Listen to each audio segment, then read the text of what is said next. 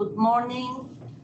Good morning, everyone, and welcome to the Grupo Supervielle third quarter 2021 earnings call. We apologize for the delay. This is Ana Bartesagui, Treasurer and IRO. A slide presentation will accompany today's webinar, which is available in the investor section of Grupo Supervielle's investor relations website. Today's conference call is being recorded. As a reminder, all participants will be in listen-only mode. There will be an opportunity for you to ask questions at the end of today's presentation. If you want to ask a question, you need to be connected to the Zoom platform from any device. We will not be able to take your questions if you are connected from a phone line. Also, please make sure your name and last name appear in the Zoom platform you are using. To ask a question by voice, please press the raise your hand button located in the Zoom platform and press raise your hand again to withdraw your question. You can also send questions in written form via the Q&A box in the Zoom platform anytime during the call. We will ask you to limit yourself to one question and a follow-up, and then you can raise your hand again in another round. Speaking during today's call will be Patricio Supervielle, our Chairman and CEO, Attilio Maini, Board Member leading Grupo Supervielle Sustainability Strategy, and Mariano Biglia, our Chief Financial Officer. Also joining us are Alejandro Stengel, Second Vice Chairman of the Board and Bank CEO, and Jorge Ramirez, First Vice Chairman of the Board. Alejandra Noton, Board Member of several Grupo Supervielle subsidiaries, will also be joining us for today's call. All will be available for the Q&A session. As a reminder, today's call will contain forward-looking statements which are based on management, current expectations, and beliefs, and are subject to a number of risks and uncertainties, including as a result of the COVID-19 pandemic. And I refer you to the forward-looking statement section of our earnings release and recent filings with the SEC. We assume no obligation to update or revise any forward-looking statements to reflect new or changed events or circumstances. Today, Mariano Biglia, our CFO, will start the call discussing our performance for the quarter and our near-term outlook. Patricio Supervielle, our Chairman and CEO, will follow with an update on our midterm strategic initiatives. Afterwards, Attilio Maini will provide an overview of the key elements of our ESG strategy and goals. Mariano Biglia, Chief Financial Officer. Thank you, Ana. Good morning, everyone, and thank you for joining us today. Please turn to slide 4 of our earnings presentation. While we saw a rebound in economic activity to pre-pandemic levels this quarter, we continue to operate under challenging market conditions, with high inflation, negative real interest rates, and industry loans at historical lows and growing below inflation. In addition, central bank regulations continue to weigh on NIM. We delivered sequentially improved results, reporting an attributable loss of 60 million pesos in 3Q 21 compared to 348 million pesos in the prior quarter. This was mainly driven by lower loan loss provisions, reflecting our strong underwriting and collection policies, along with a pickup in economic activity. Lower operating expenses also contributed to this performance, while we continued to resize our branch network, accelerate headcount efficiencies, and executing our digital and channel transformation strategy. Our comparable efficiency ratio, excluding non-recurring severance payments and early retirement charges, improved to 71% this quarter from 72% in the second quarter, also significantly impacted by a low revenue base. Looking at the first 9 months of the year and excluding non-recurring charges, expenses were down nearly 7% year on year. We also maintain a solid capital base with Tier 1 ratio of 14.1% at quarter end and a strong liquidity to navigate the current environment and implement our strategic transformation. Patricio will provide shortly an update of our progress on our digital and channel transformation agenda, followed by Atilio, who will present our key ESG milestones and goals. Now please turn to slide 5. We expanded our loan book by 5% sequentially, growing above industry levels and recovering market share. Loan growth was mainly driven by higher mandatory credit lines to SMEs, which rose to a balance of nearly 20 billion pesos, accounting for over 30% of total loans this quarter, from a balance of 14 billion pesos in the prior quarter. Short-term financing to corporates also contributed to loan growth, along with strong origination in personal loans, which reached a record high in October. US dollar loans in original currency, in turn, declined 10% sequentially. Now, moving to funding on slide 6. The loan-to-deposit ratio remained relatively stable quarter-on-quarter at 53%, with liquidity at solid levels. Peso deposits increased in the high single digits sequentially, driven mainly by institutional funding from liquidity management and corporate checking accounts. Core deposits were stable quarter-on-quarter. Dollar deposits in original currency were up 1.5% sequentially, accounting for slightly over 11% of total deposits. Turning to slide 7.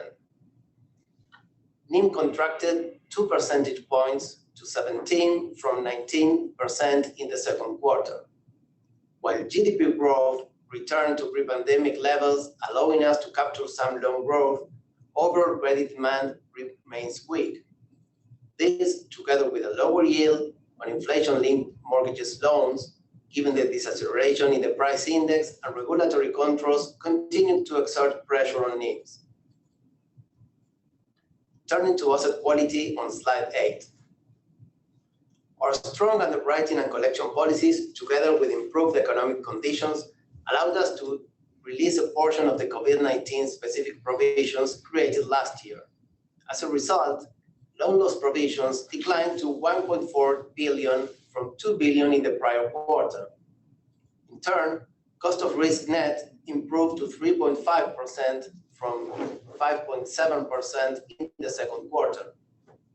At quarter end, COVID-19 anticipatory provisions amounted to 1.6 billion pesos versus 2.4 billion as of June 30. Our total provisioning ratio stood at 6.6% in September, above the pre-pandemic level of 6.4% posted in January 2020. The total NPL ratio for the quarter increased 20 basis points sequentially to 5.5%, but declined after peaking to 5.5% in July. The sequential increase was mainly driven by the consumer finance segment. As anticipated, we saw an increase in delinquency as installments were due after the expiration of the grace period, with the consumer finance NPL ratio reaching a peak of nearly 21% at quarter end. To contain delinquency, we have tightened our credit policies at Yidu so that new originated loans have a better rating. To a lesser extent, NPLs also increased to 5.1% from 2.2% at the bank's personal loans segment after the expiration of the grace periods and the mandatory reclassification of customers performing with Supervielle but non-performing with other banks. By contrast, corporate SMEs and bank credit cards posted a sequential improvement in NPLs ratios.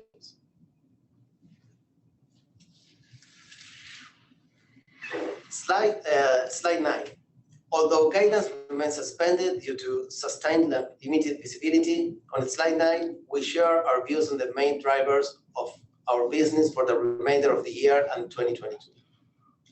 Starting with peso-denominated loans, we expect to see growth in line or below inflation in 2021, both commercial and consumer loans, and above inflation in 2022.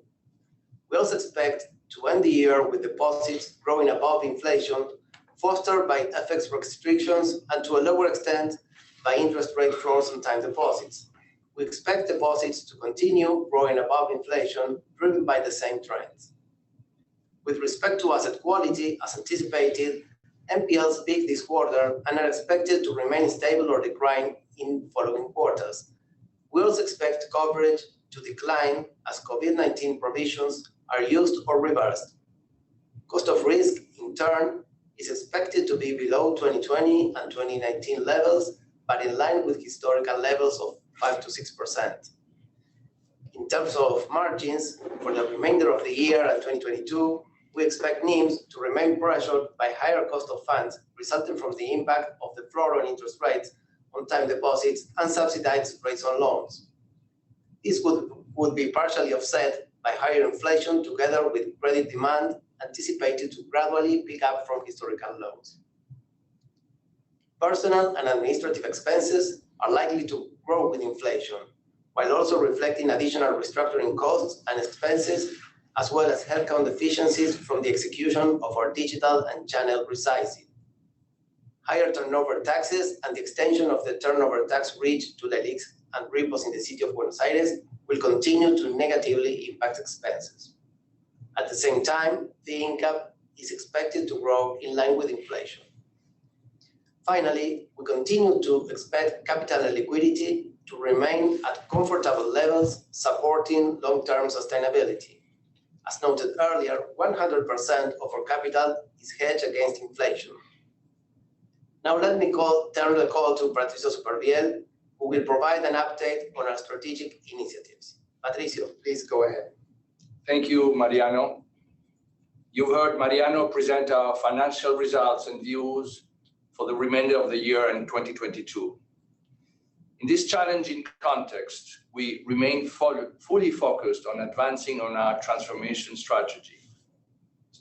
Starting with the transformation of our branch channels, using best-in-class technologies to facilitate self-service banking and expand SME reach with the vision of everywhere and anytime banking. First, digitized customers have increased consistently over the past 2 years and were up 76% since March last year. Second, keeping a strong focus on the customer experience, we recently deployed an upgraded version of the bank's mobile app rated 4.4 in the Play Store and 4.3 in the App Store. Third, with the successful performance of our virtual hub MVPs for individuals in the province of San Luis, we're starting to scale this hybrid model to other regions and segments and expanding our footprint while offering a superior customer experience, combining the strength of our face-to-face approach with the high efficiency of our virtual hub. This also allows us to expand our footprint through our national territory without needing branches. And fourth, in the past 4 months, we modernized and expanded services to SMEs and related segments in 11 branches that were previously solely dedicated to senior citizens. And we expect to convert 4 additional branches to multi-segment format before year end. Now please turn to slide 11.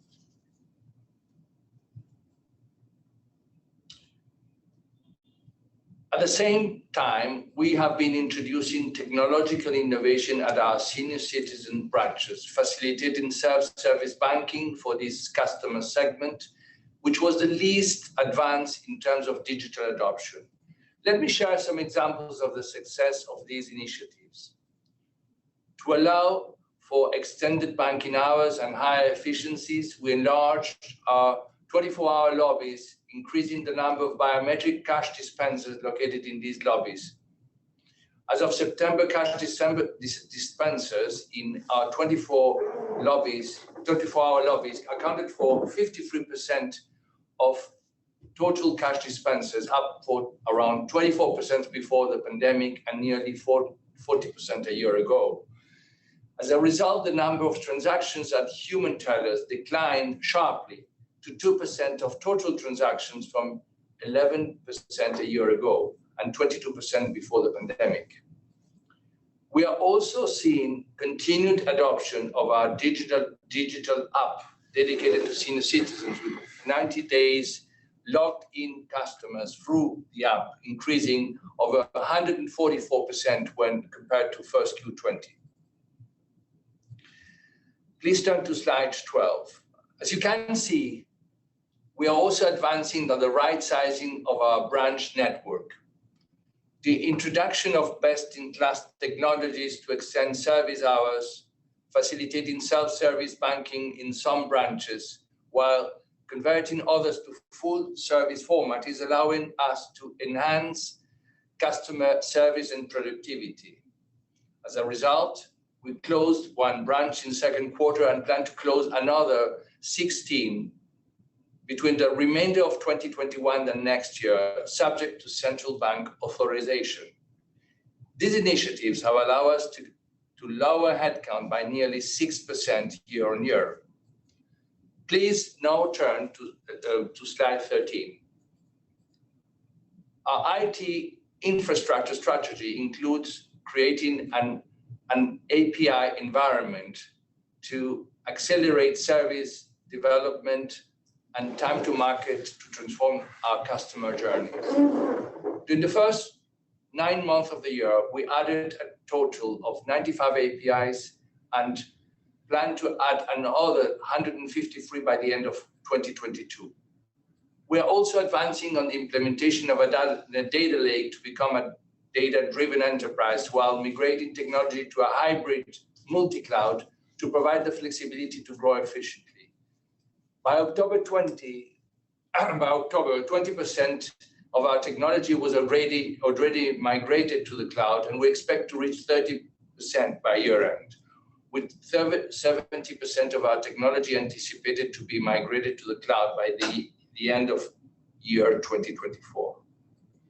Please now turn to page 14. We are also making progress on deploying our growth strategy for UDO and UDO Servicios. Next week, we are formally launching UDO Mobile Retail Digital Savings Account that will enable us to grow our client base and attract low-cost funding at this subsidiary.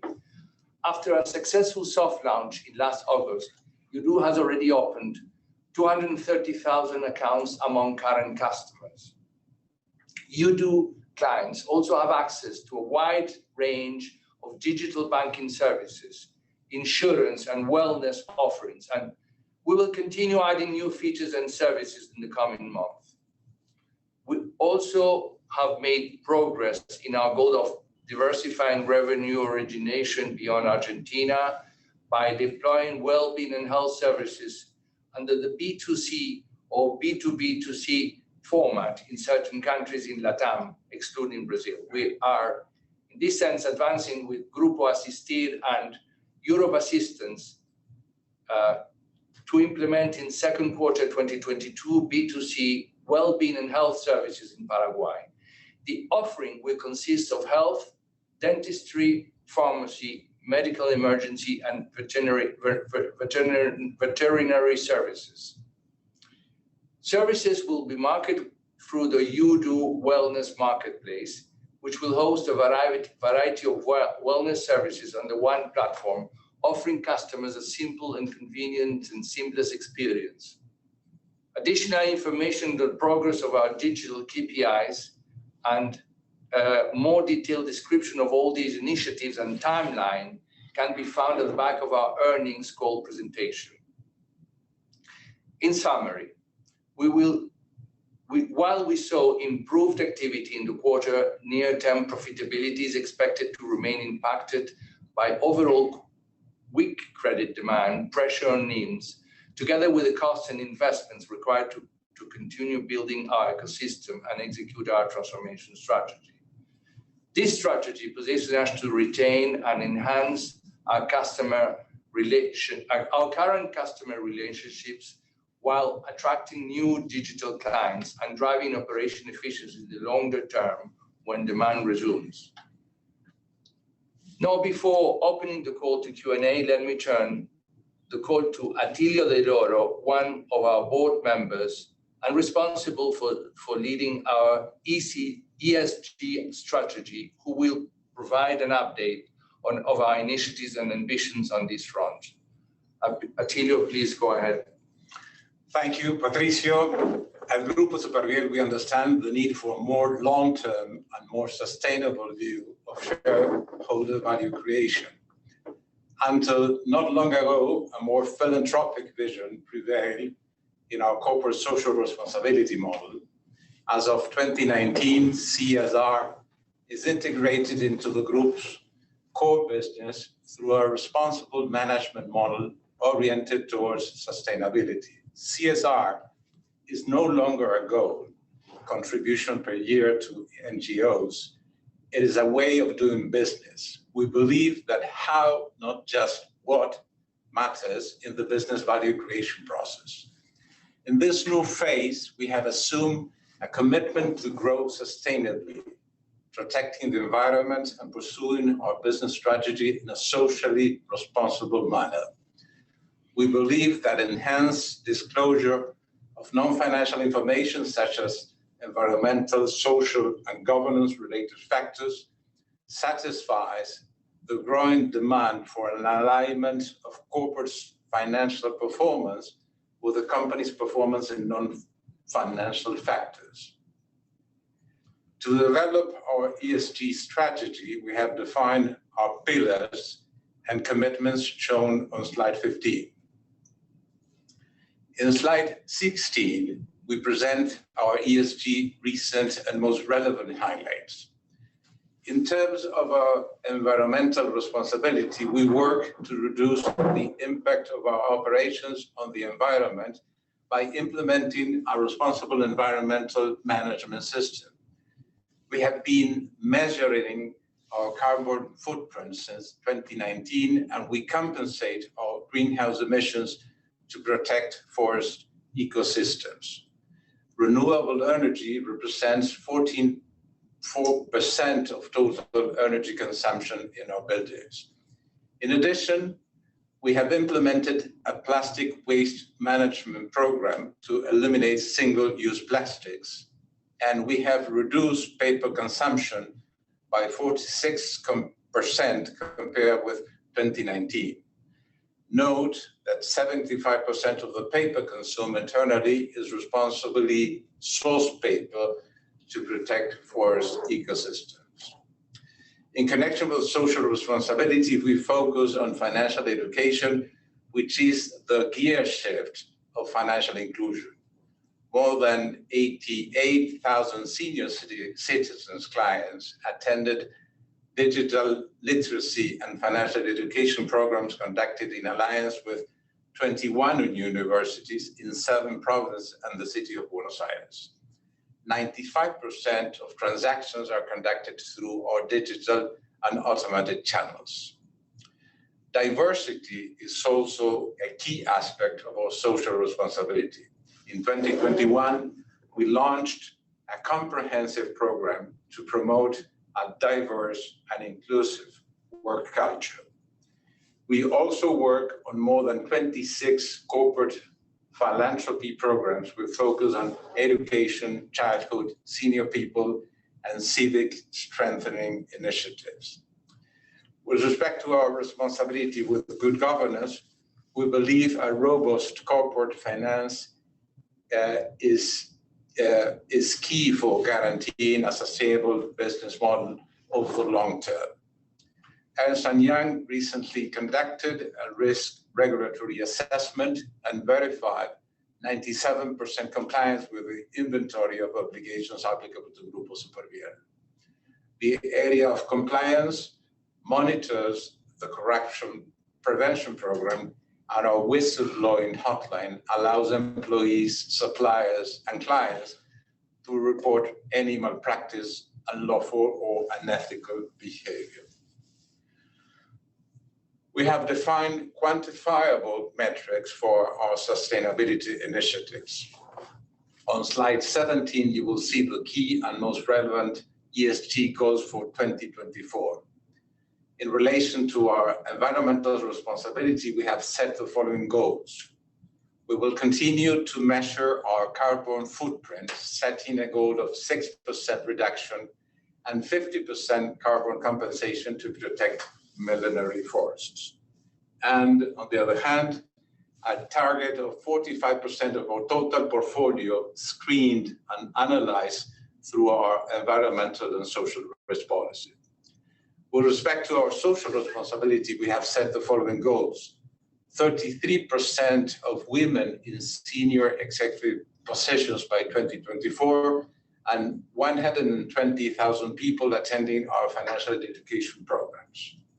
Finally, our responsibility with good governance goals include publishing fully integrated sustainability reports by 2023, prepared according with the Global Reporting Initiative. And in addition, we aim to have 100% of our strategic suppliers submitting a self-evaluation form assessing compliance with our policies related to human rights, diversity, and governance practice.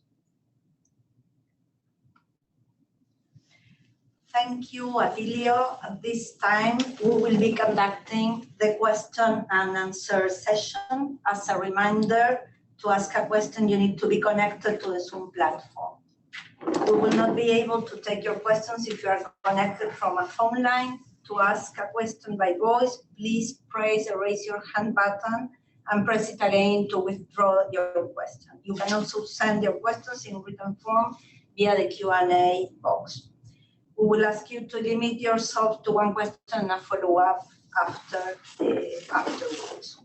One moment while we poll for questions.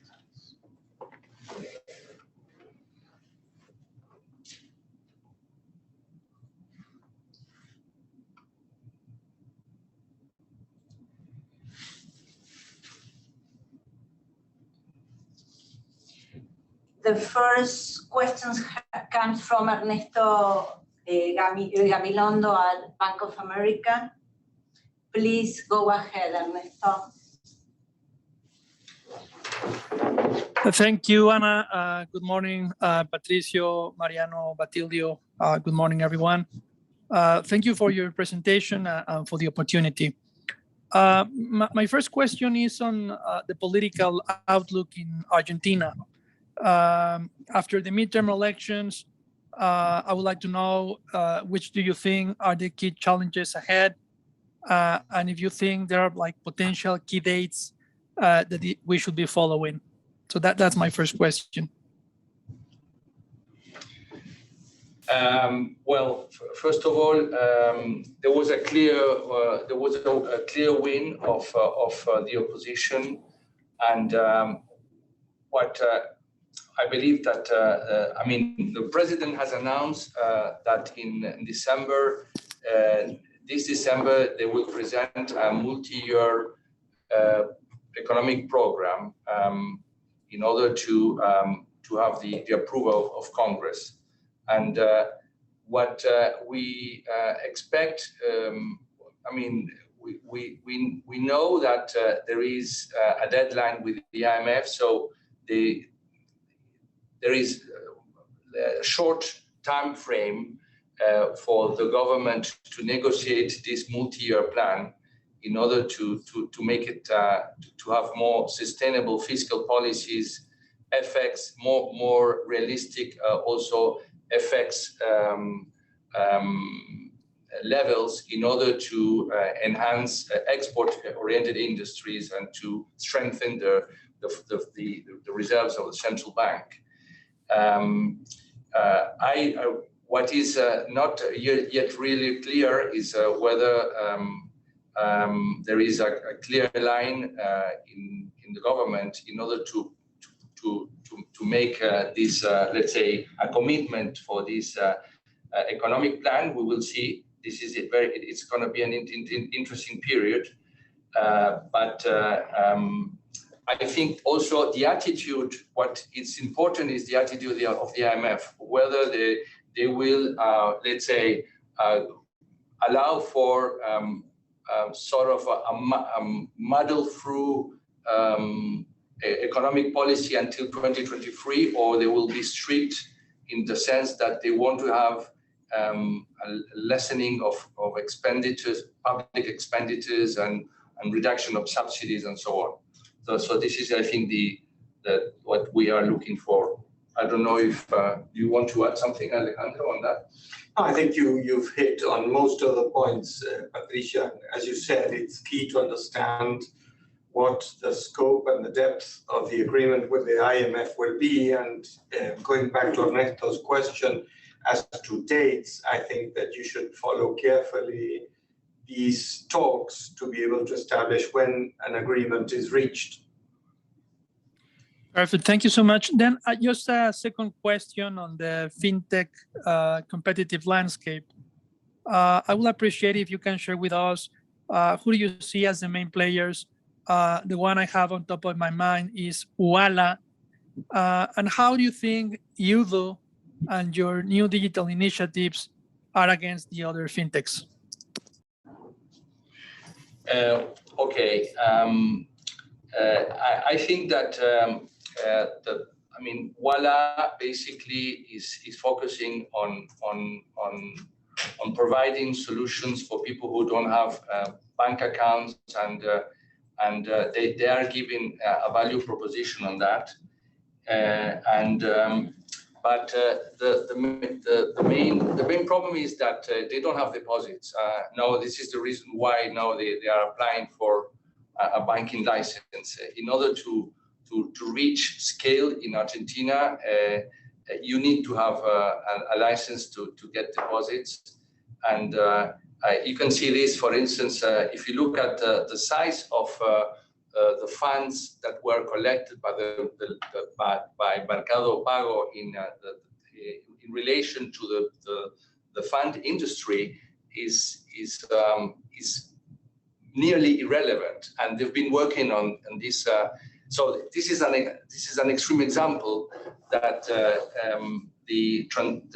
let's say only working with transactionality as a fintech player in Argentina is not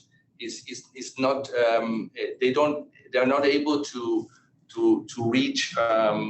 They need to have, let's say, a bank license in order to become a player in Argentina because of the restrictions we have in Argentina. In the case of Udo is transforming itself from a consumer finance operation, almost fully focused in providing financial services, credit card and personal loans to customers who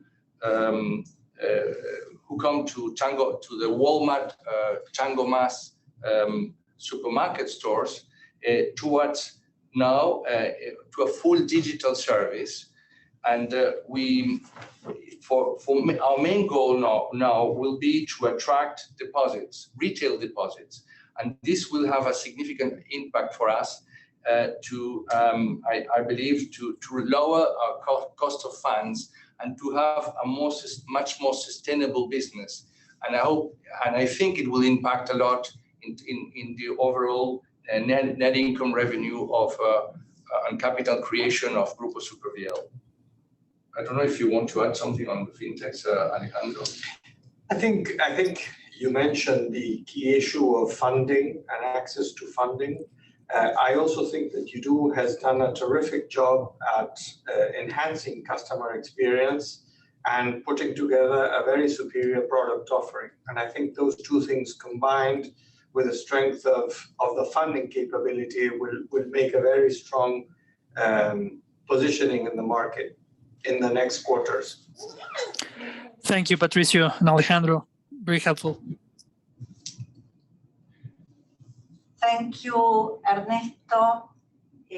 Our next question comes from Gabriel Nóbrega at Citi. Hello, good morning, Gabriel. Please go ahead.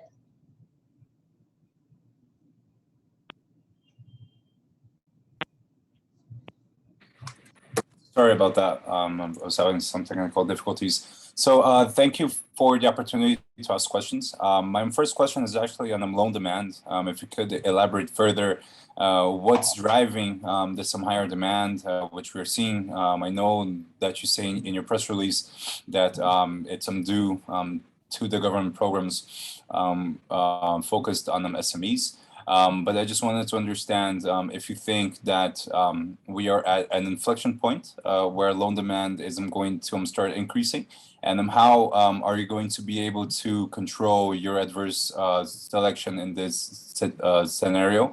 And ask a second question afterwards. Thank you. Okay, I mean, Gabriel, it's real that we are in a very low point of low demand, credit loan demand, and we believe that it has mainly to do with the lack of business confidence and also consumer confidence. We need these signals to reignite the loan demand. Having said that, there are certain particular enterprises that are export oriented and they continue to perform well in the economy, and they are asked. I mean, we continue to serve them with different lines of credit, particularly pre-export financing. There are enterprises that take advantage of subsidized loans to take leasing lines where we are very strong in leasing in order to replace equipment. And for individuals, I think it's the same problem. Lack of appetite for loan demand.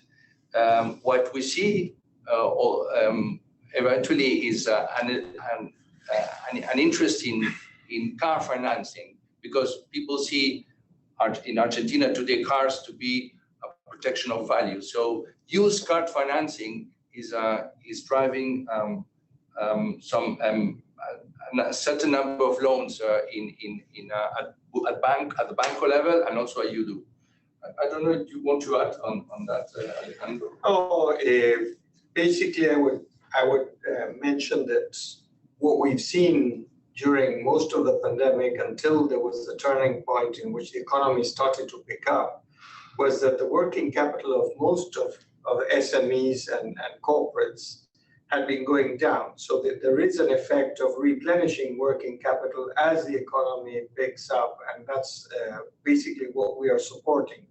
In terms of the adverse selection, which I believe is the second part of your question, we are focusing first on our own clients and helping them take off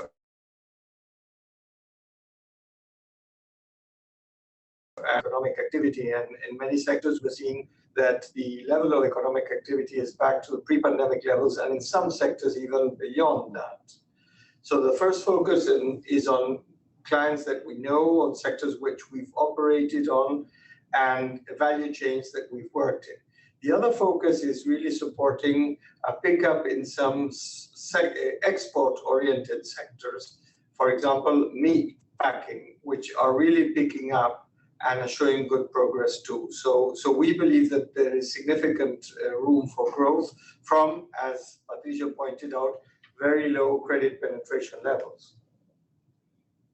In addition, in order to control, let's say, credit risk, also a substantial part of our, for instance, in the case of individuals, a substantial part of our personal loans are given to individuals that collect their salaries in the bank. It's around 70% of all personal financing is with debiting their accounts at the bank. So this also lowers, let's say, an adverse selection.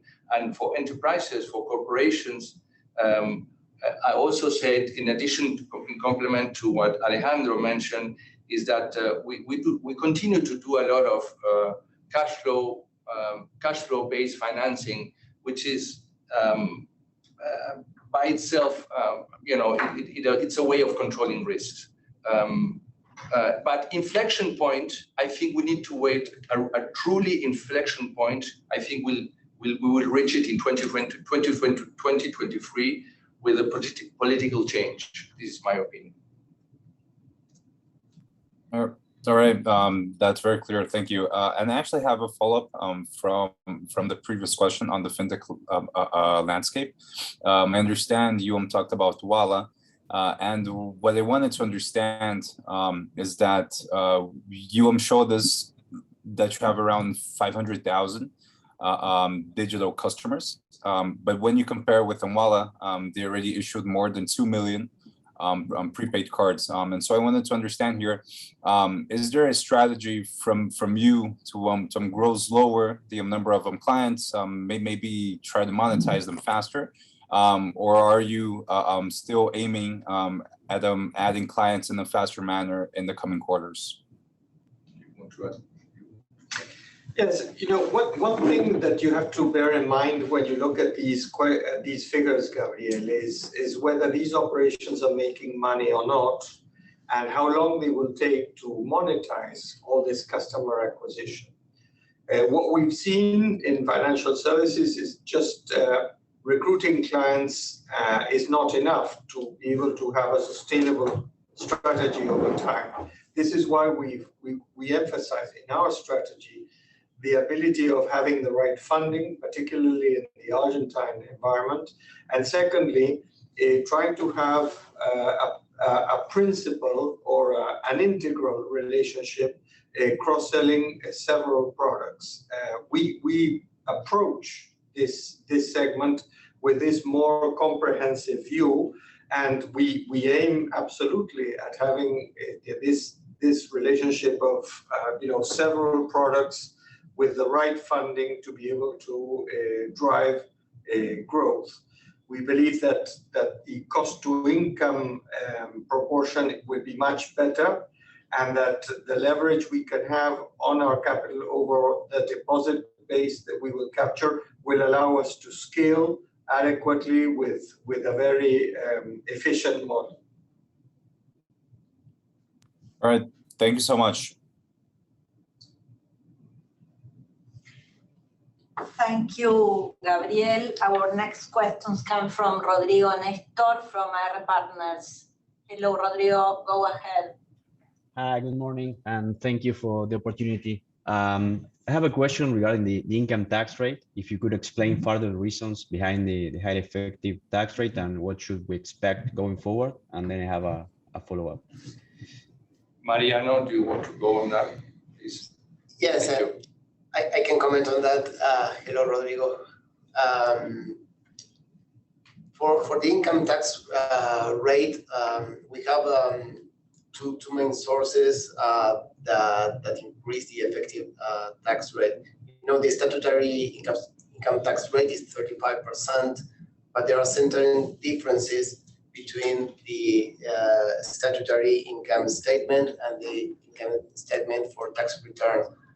The main differences arise from the value of fixed assets acquired before 2018.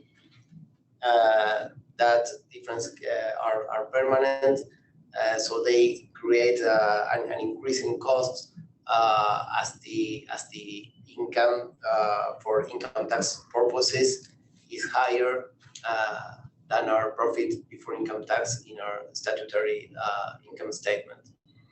And second, probably more important, has to do with deferred tax assets and tax loss carry forwards, which they are not, according to the income tax law, they are not adjusted and they don't accrue any interest.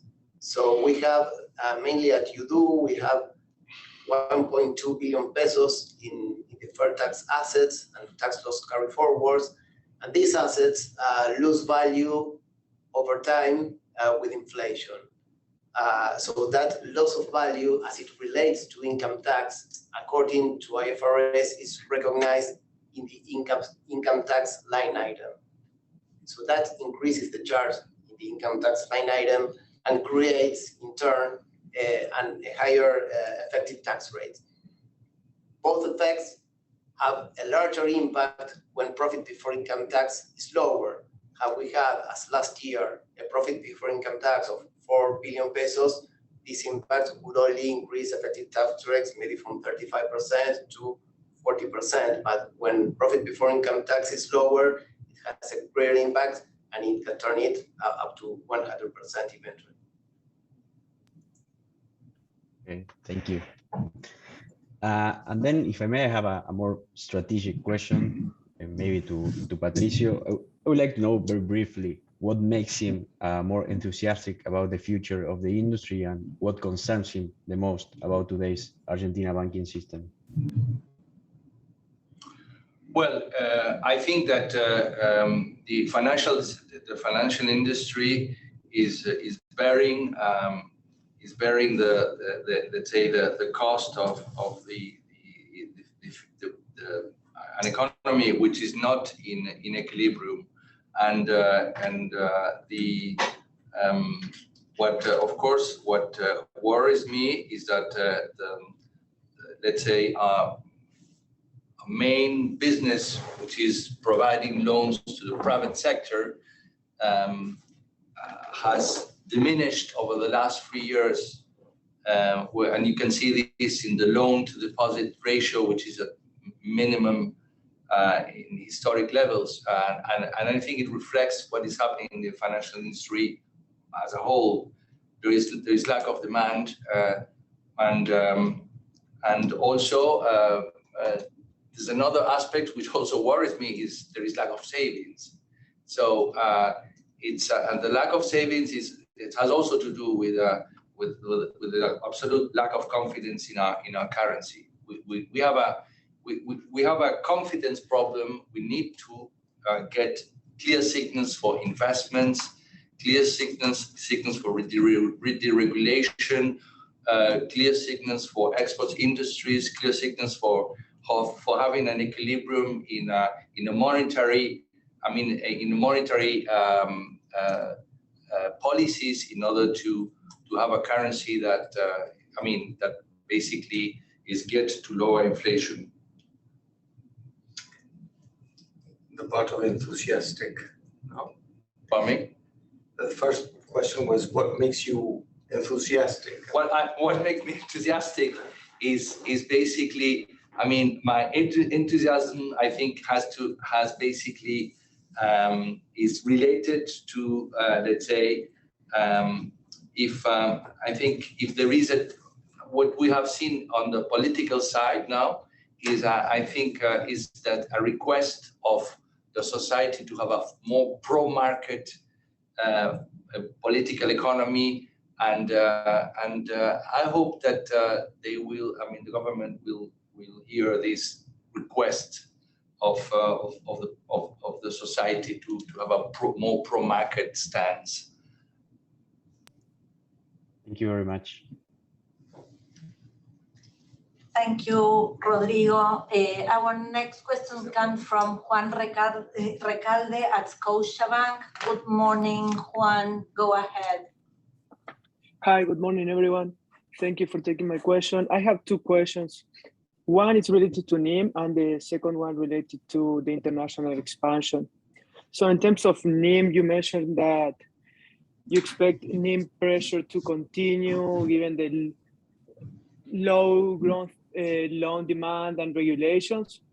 So my question there is, does this quarter reflect the full regulatory pressure, or can we expect NIM to continue to go down in the coming quarters?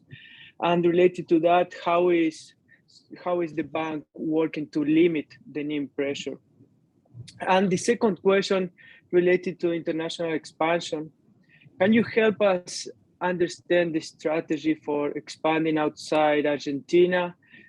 Are there any goals that you can share with us? And also, can the group freely move capital outside the country with the current regulations? Okay.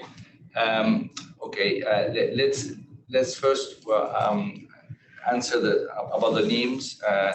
Mariano will help, but I would like to state that there is a pressure. There's a continuous pressure of NIMs, and mainly to do with the punitive regulations of the central bank, but also it has a lot to do with the lack of demand of loans. When loans resumes, it will help us definitely, and to let's say to have better NIMs. But do you want to answer the first question on NIMs, Mariano? Sure, Patricio. Hello, Juan. Well, in effect, this quarter we are seeing the full impact of central bank regulations and also an adverse macroeconomic environment. So we have very negative interest rates with the leagues paying 38% interest rate, repos 36.5, and that compares with an inflation of more than 50% last 12 months. So this leads also to a very low credit demand, and in that environment, we have regulated floors for time deposits, because we would normally lower the interest rate that we pay on time deposits, so we make positive spreads. So it's a very challenging environment, and we are seeing definitely the full impact of it in this quarter, where, as you can see, we have the lowest NIM in the last 5 quarters.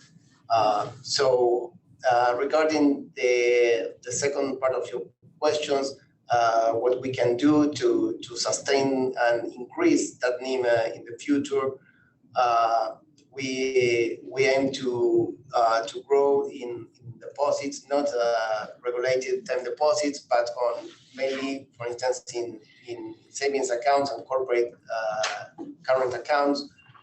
We have increased the average volume of corporate current accounts this quarter, and we are seeing that also in the first month of the fourth quarter.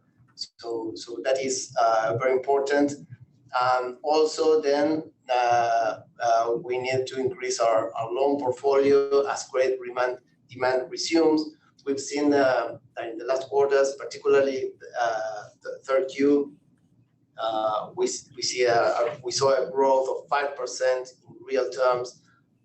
So we gained a bit of market share there, and it's still in the SMEs programs, the subsidized loans that are mandatory. So it doesn't have still a very large positive income in NIM, but it's still a long growth which we replace central bank instruments by loans to the private sector, and that's what we intend to do in the future. And we expect 2022 to be a year where we resume growth above inflation, and that will lead us to increase NIMs.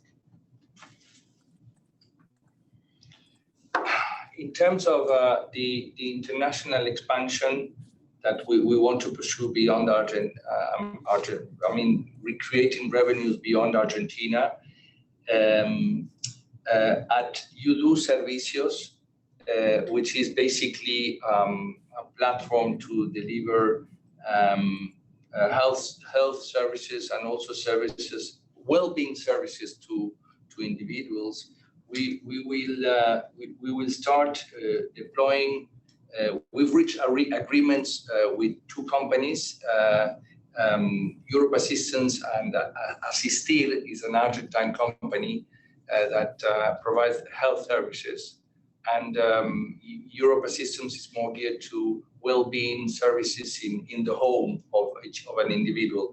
So with both companies, we reached an agreement to start deploying in Paraguay in the second quarter of 2022. And basically what they are doing is they will be providing commercial funding, which this is basically, we will use this funding in order to deploy digital marketing in order to attract customers, and it's going to be like our first bridgehead in Latin America beyond Argentina. And from there on, we plan to continue to go to other countries. It's a business that our goal in UDU Servicios is in 3 years from now let's say to have 200,000 customers in 5 countries. This will give us let's say a million customers in 3 years. This is what we plan to get, and this is basically just to give you an idea. In Argentina, with the same lines of businesses, we already have 320,000 customers that we developed providing these services. So we believe that we can reach that and get revenues beyond Argentina. Then for Invertir Online is we are working on a business plan. We already said that we requested an authorization in the Central Bank of Uruguay to pursue to provide regional investment services in Latin America, excluding Brazil, particularly for the providing services or investment services in the U.S. market. So we are working on the technological platform to deliver this from Uruguay, with this license of broker license in Uruguay. And in order to start our deployment, we already have secured around $5 million that are already in a holding out of Argentina. These are basically dividends that were paid from Invertir Online Argentina, and they were paid, and basically they are in a holding outside of Argentina. We will start deploying this with this capital. That's helpful. Thank you. Thank you, Juan. Our next questions come from Alejandra Aranda at Itaú. Hello, good morning, Alejandra. Hi, good morning, and thank you for the opportunity. I have 2 questions, if I may. The first one is related to the costs. I mean, I was positively surprised by the performance this quarter, and given that the outlook is challenging on the income side, I was wondering what to expect going forward, especially given the right sizing that you've been doing. Okay. Do you want to go on that, Mariano, or you prefer? I can start, and then Mariano can correct. Hello, Alejandra. We see lots of opportunities for enhancing our efficiency. Many have been triggered by the acceleration of the adoption of digital and automated channels throughout our branch network. The others come from the digital transformation process we've been discussing over the large quarters, and all these boil down to a reduction in the total amount of headcount we need to operate, and a reduction in the total amount of branches. We also see opportunities on the revenue side because the digital capabilities are giving us an opportunity to expand our footprint without actually having to deploy a physical branch network. So this combination is helping, as you've noticed, and we foresee this trend to continue throughout 2022. Okay, but in terms of a level of efficiencies that we should be looking at for the next couple of quarters?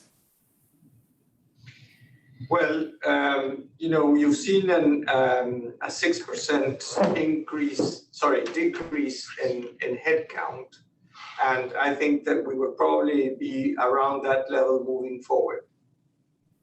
Okay, that's useful. Yes, Alejandra, also to complement what Alejandro said, also at U2 is also in the middle of a huge transformation from a consumer finance company where business was done mainly in the traffic of supermarkets and towards a digital banking, full digital banking service. And that entails a change of the way we do business, even in the, for instance, the case of supermarket, the people that are in the supermarket, we will foster a much more, let's say, the way clients they interact will be much more digital, and so this we will see in 2022 a substantial efficiency in terms of headcount also at U2 because of this transformation that we are working on. And so you will see this in, overall Grupo Supervielle we have significant reduction of headcount in 2022, besides the bank. Thank you. If I may, I follow up on that. I mean, there's a huge demand for digital jobs and digitally native workers. How are you seeing the market there? How are you competing with the fintechs and also with the so-called blue labor, with other companies from abroad coming and taking the opportunity to hire people at the blue chip swap? All right, it's a very good question, Alejandro. You want to ask on retention of talent, basically. You're quite right, Alejandro. It's becoming more and more challenging, and yes, we are competing with fintechs, with big techs, and also with international companies that are hiring Argentine talent for work abroad. So it is becoming challenging. What we've done is basically first focus on the key areas where we're getting most attrition. This is basically digital talent, as you pointed out. We're working there on value proposition, and there are several aspects of the way that we work and the ability to address the different needs that our workforce has under these challenging times. So part of it has to do with adjusting the way we work at the workplace. Second, as I mentioned before, the value proposition, adjusting it to market and keeping track on these changes, but also introducing other different alternatives in the way in which we compensate and in the way that we motivate. Some of these are basically out of focus groups that we do with the teams. And also require a greater involvement in the digital transformation of some of the seniors of the organization to help the new talent navigate. So we think that this problem will actually become greater over time because the transformation we're doing at Supervielle is getting more and more visibility. So we are getting prepared for it, and we are having so far good success in retaining some of the cases that have been brought forward. But it is getting tougher going forward. Okay, thank you. May I do a third one? Yes, sure. Short one. What's the minimum level that you feel comfortable in terms of coverage?